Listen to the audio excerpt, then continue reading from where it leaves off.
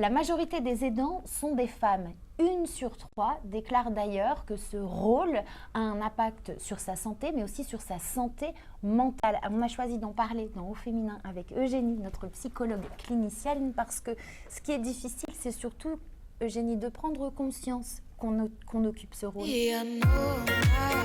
De prendre soin de l'autre, c'est déjà une fonction qui, à l'origine, comme socialement, est attribuée à la femme. Donc la femme qui va s'occuper de son enfant avec un handicap, de son conjoint qui déclare une pathologie, de ses parents vieillissants, elle va penser que ça fait partie de son rôle et que c'est normal, et elle peut arriver jusqu'à un état d'épuisement parce qu'elle gère aussi son quotidien, son métier, ses propres enfants, éventuellement sa vie sociale, jusqu'à ce qu'elle n'ait plus du temps plus du tout de temps pour elle.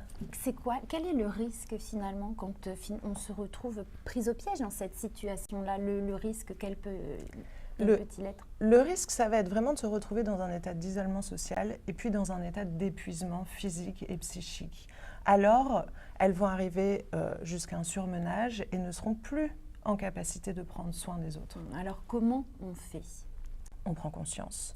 La personne qui est aidante doit reconnaître la qualité de sa fonction. Ça peut être le rôle de l'entourage aussi, de l'accompagner? Exactement, c'est encore plus simple évidemment si l'entourage va manifester de la reconnaissance et la soutenir, lui apporter un soutien, lui permettre de se dégager du temps pour elle, lui permettre de la décharger sur certaines tâches qu'ils sont en capacité de faire à sa place, et puis elle, qu'elle accepte de recevoir de l'aide. Et puis, vous pouvez aussi vous diriger vers une maison des aidants qui va vous proposer parfois un accompagnement psychologique ou bien alors des activités, du temps pour prendre votre relais.